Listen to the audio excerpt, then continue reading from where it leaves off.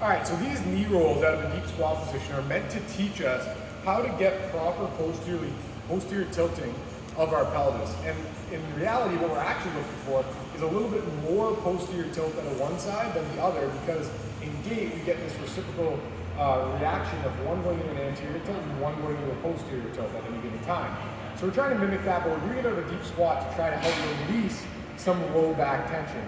So a lot of people that do traditional lifting get some negative side effects because we're always asking them to keep their low back so tight and high that we can start to get a lot of compression in our lower back region.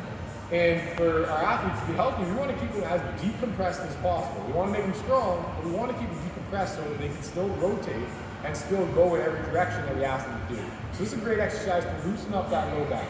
So what we're going to do, we're going to drop into a deep squat position, okay? We're going to elevate them as high as they need to be, where there won't be any issues with their knees traveling forward. We don't want them to have to do this position to get to a deep squat. We want them to be able to go straight forward and keeping those knees together so that we can actually get some adductor engagement.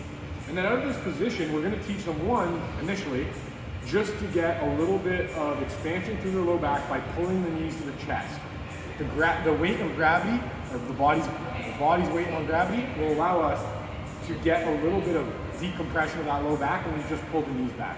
But that's not the actual drill. The actual drill is going to be us trying to pull this knee back while the other one goes forward. And then we're going to switch and pull the other knee back, and we're going to alternate back and forth, making sure that these two knees or thighs stay together through that rotation. So if Trav, you just come to the back here a little bit, what you'll see is when I pull my right hip back, we'll get more expansion of my right knee back. When I pull my left knee back, we'll get more expansion of my left knee back. So we're kind of trying to alternate between those two. If you have somebody, come back to the front here, Trav. If you're somebody whose knees are buckling out like this, no matter what you do, so as you try to pull back, your knees doing this, okay? One alternative that we can do is you can take a belt, just as like a little bit of an aid, put it around your thighs, tighten it up to whatever need be for you, okay? Squat back down, and now it's gonna help you keep these together while you pull into that posterior tilt of the pelvis.